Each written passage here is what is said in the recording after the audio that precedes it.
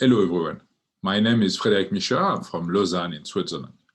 So before I start, I'd like to briefly disclose the fact that I'm today leading a consulting and research company, MICO, based in what we call the Swiss Silicon Valley, and where we focus on digital innovations with medical applications. So I also want to disclose the fact that I'm not a health economic expert, but I had the opportunity to work a little bit on the topic and to publish a few articles with a focus, as you will see, on hemodynamic monitoring. So today, when we talk about the economic impact of any medical innovation, we usually plot the clinical benefits, the benefit for the patient on the x-axis, and the cost on the y-axis. And we classically describe 4 different quadrants. And most medical innovation belong to these quadrants, where clearly we are going to bring benefits for patients, but also with a price to pay, with an increase in hospital expenses and cost. So I'm going to focus now in my presentation on the cardiac output monitoring and optimization during surgery, because as I told you, it's a topic I had the opportunity to work on. Most, if not all, hemodynamic monitoring techniques today available on the market are going to cost less than $500 per patient.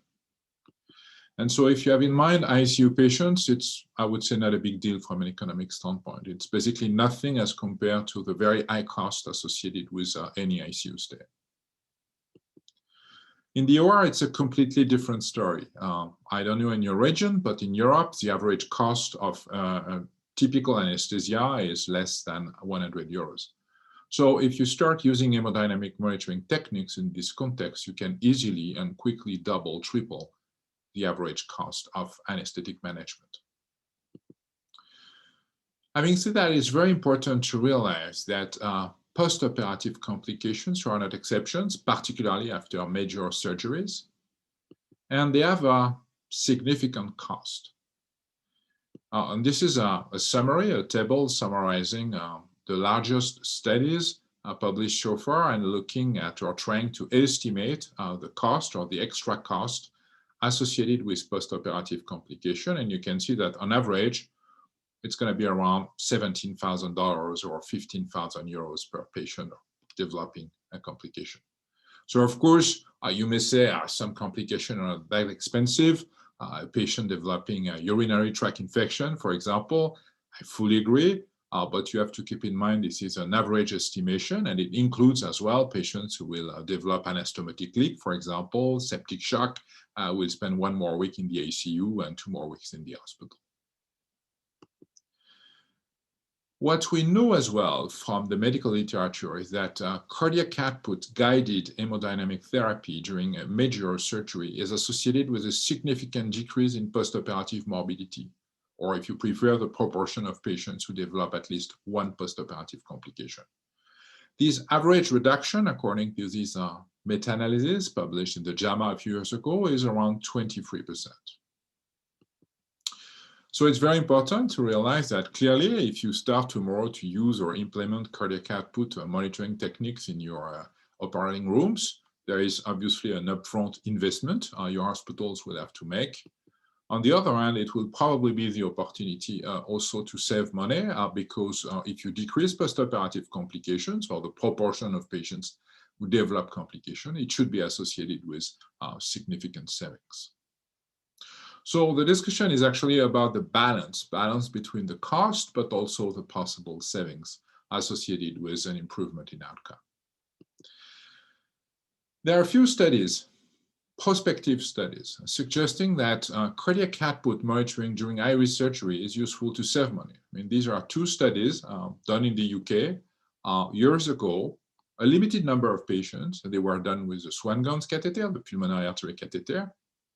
And so I'm not sure we can extrapolate these findings to our current practice, but they already showed that when patients who are monitored with a Swan-Ganz catheter, they not only had a better outcome, a better post-operative outcome, but it was associated with, as you can see, significant savings per patient. There are more recent studies which are projections based on complication cost estimations. This one comes from the Karolinska Institute in Sweden, this one from London. And these two studies also suggest very significant savings when using cardiac output monitoring and optimization during iris surgery, once again because of the reduction in postoperative morbidity. But these studies are based on cost estimations, and so it would be very interesting to have projections based on real complication cost. And to do so, I developed a very simple equation I call the Merci equation. So I'm French, and as you know, merci means thank you in French.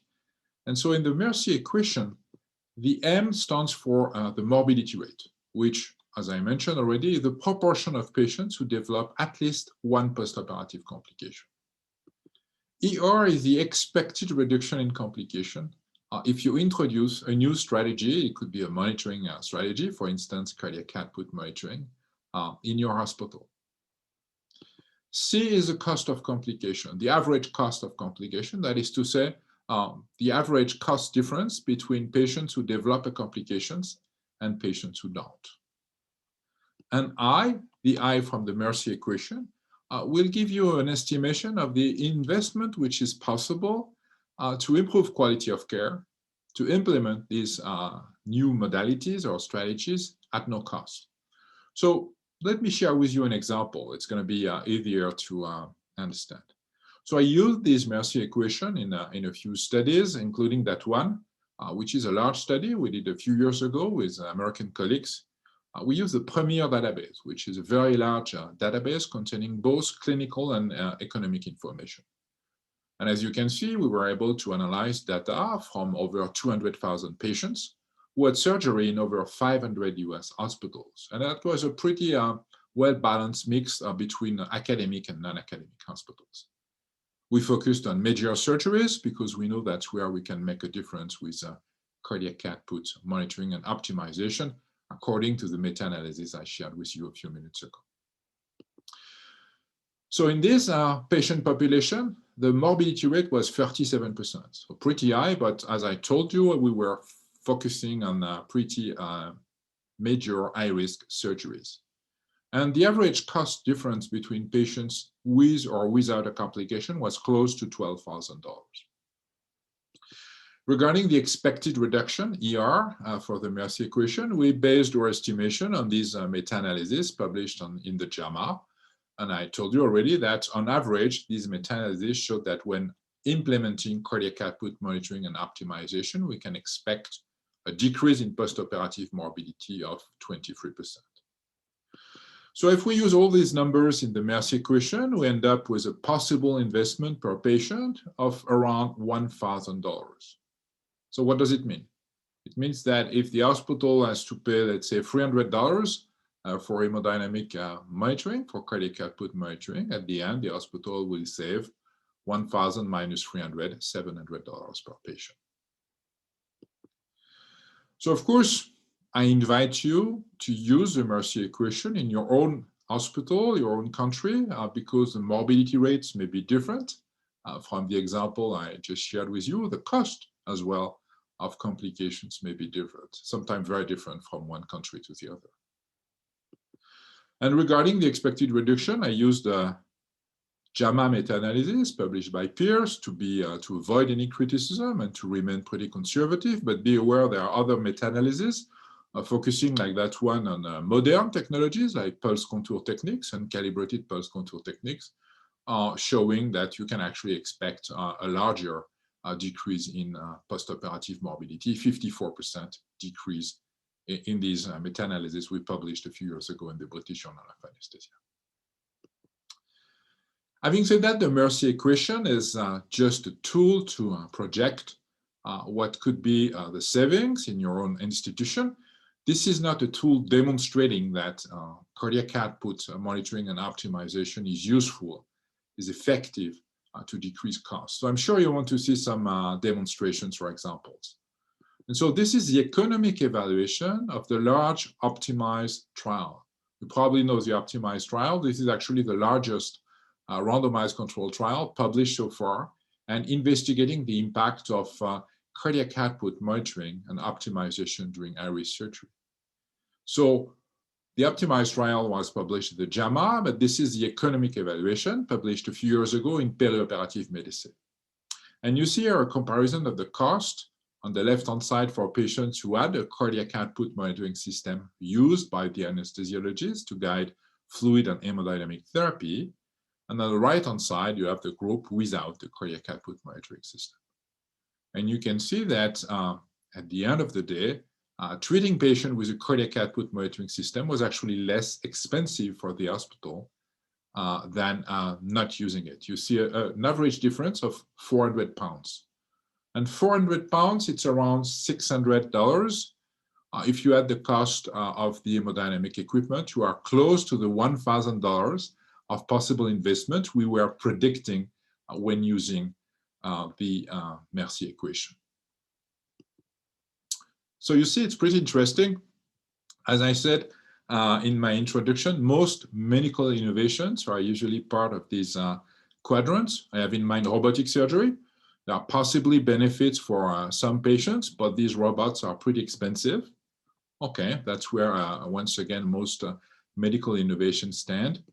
With cardiac output monitoring and optimization, we're actually part of this quadrant, which is described as the dominance quadrant.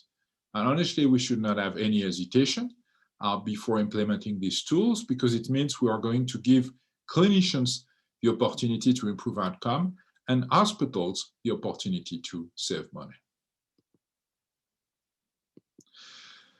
Another point which is pretty interesting, or at least important to discuss, particularly for countries with a DRG system, is the difference between savings and profits.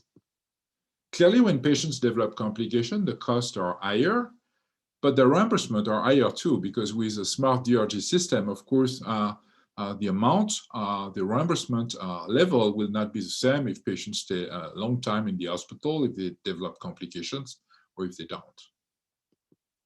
Having said that, it's always very interesting to look at the impact on margin or profitability, that is to say the difference between the reimbursement and the real cost, to estimate what is the real economic impact of any medical innovation.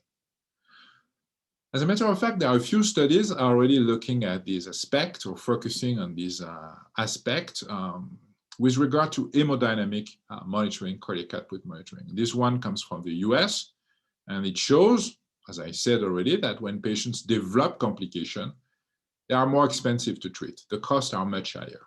But as I just said, the reimbursement for hospitals is also higher because the DRG system takes into account these different in terms of patient trajectory. Having said that, when you look at the profit or the margin, which is nothing else than the profit expressed as a percentage, you see it's much higher when patients do not develop any complication. And so it's very good news because it means hospitals have a real incentive to improve quality of care, even in DRG systems. Another example, a study with a focus on colectomies, showing that once again, the costs are clearly higher when patients develop complication, and the reimbursement are higher as well. But at the end, when you look at the profit, there is a profit when patients do not develop complications, but actually the hospital is losing money as soon as patients develop a complication. So again, financial incentive for hospitals to implement or to help clinicians implement these monitoring innovations.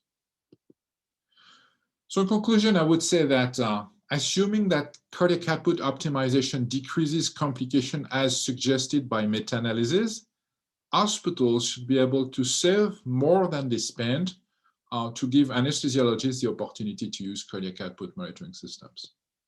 So cardiac output optimization could be seen as a way to improve quality of surgical care and to save money.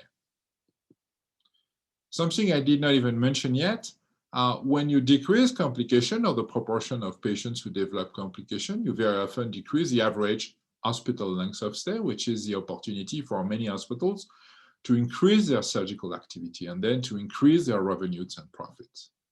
So we could even say that cardiac output monitoring and optimization could be a way to improve quality of surgical and to make money for hospitals, particularly private hospitals.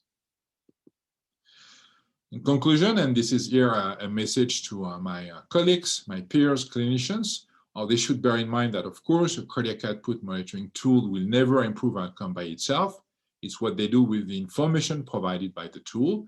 And that's why it's recommended today to follow established goal-directed fluid therapy protocols or hemodynamic protocols, which have been shown to be useful to effectively decrease post-operative complication.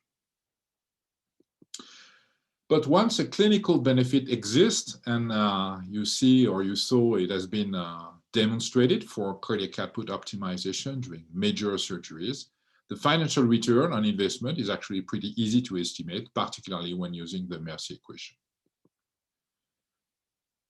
It is not specific to cardiac output monitoring. The Merci equation can actually be used to assess the potential return on investment of any medical innovation or even any medical strategy. Actually, the publication, the very first publication using the Merci equation was used to assess the economic impact of a full ERAS program.